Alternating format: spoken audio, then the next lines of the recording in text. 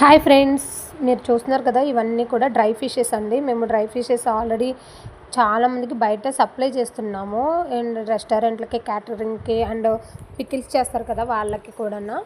And రొయ్యలు, గోంగూర ఇలాంటి pickles చేసే వాళ్ళకి కూడా సప్లై అనేది ఉంది. బట్ ఏంటంటే ఇప్పుడు ఆన్లైన్ ఎందుకు స్టార్ట్ చేయకూడదు, ఆన్లైన్లో కూడా స్టార్ట్ చేసామండి. ఆన్లైన్లో అయితే చాలా చాలా ఆర్డర్లు వస్తున్నాయి. చూస్తున్నారు కదా మా దగ్గర డ్రై ఫిషెస్ అనేది ఎలా ఉన్నాయి ఏంటా అన్నది. చాలా వరకు ఫ్రెష్గా, నీట్గా క్లీన్ చేసే మేము పంపిస్తామండి. ఇవన్నీ కూడా డ్రై ఫిషెస్. డ్రై ఫిషెస్లో ఆల్మోస్ట్ అన్ని సీ ఫుడ్డే అవైలబుల్గా ఉంటుందండి. సీ ఫుడ్ ఐటమ్స్లో అంటే మనకి సముద్రంలో దొరికే ప్రతి ఒక్క చేప కూడా డ్రై అయ్యి మనకు వస్తుంది. యాక్చువల్లీ ఇప్పుడు డ్రై ఫిషెస్ అంటే కొన్ని శాంపిల్స్ మాత్రమే మనకి నేమ్స్ అనేది ఐడెంటిఫై అవుతాయి. బట్ చాలా రకాలు ఉన్నాయండి డ్రై ఫిషెస్లో. మీకు ఫొటోస్ అనేది అప్డేట్ చేయడం జరుగుతుంది.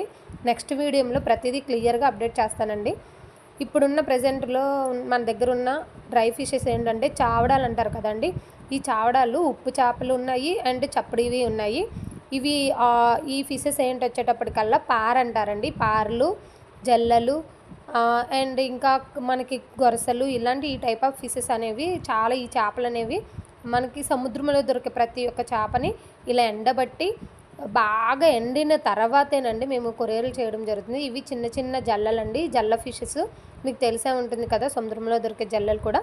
వంకాయ జల్ల ఫిష్ వండుకుంటే, చాలా జల్ల అనేది వండుకుంటే చాలా టేస్టీగా ఉంటుంది. గొరసలు, పారలు ఇలా చాలా రకాల ఫిష్లు ఉన్నాయండి. ఈ చేపలు అనేవి ఏంటంటే బాగా ఉప్పులో ఊరబెట్టిన తర్వాతే మనం వీటిని ఏంటి అంటే ఆరబెడతారండి. ఆరబెట్టి బాగా డ్రై అయిన ఫిషెస్ మేము క్లీన్ చేసేసి మీకు కొరియర్ చేయడం జరుగుతుంది. అలా ఎలా క్లీన్ చేస్తున్నాం ఏంటి అనేది కూడా చాలామందికి డౌట్స్ ఉంటాయి. క్లీనింగ్ ప్రాసెస్ కూడా మేము చూపిస్తాము. ఇప్పుడు నవేడేస్ చాలామంది ఈ రోజుల్లో ఎండు చేపలే తినాలి అనే రూల్ కాదులేండి. అంటే ఇప్పుడు చికెన్ ఎక్కువ తింటే హెల్త్ ఇష్యూస్ వచ్చేస్తున్నాయి. అండ్ మనకి ఎండు చేపలు అనేది ఎందుకు చెప్తున్నాము అని అంటేనండి, మటను, చికెన్ ఇవన్నీ నాన్ వెజ్లోకి వచ్చేటప్పటికల్లా చికెన్ తింటే హెల్త్ ఇష్యూస్ వచ్చేస్తుంది. మటన్ కూడా ఎప్పుడు తినలేము. అదే మనం ఫిష్, నాన్ వెజ్ తినాలి అనుకుంటే మనకి లైవ్ ఫిషెస్ అందరికీ అవైలబుల్గా ఉండవు.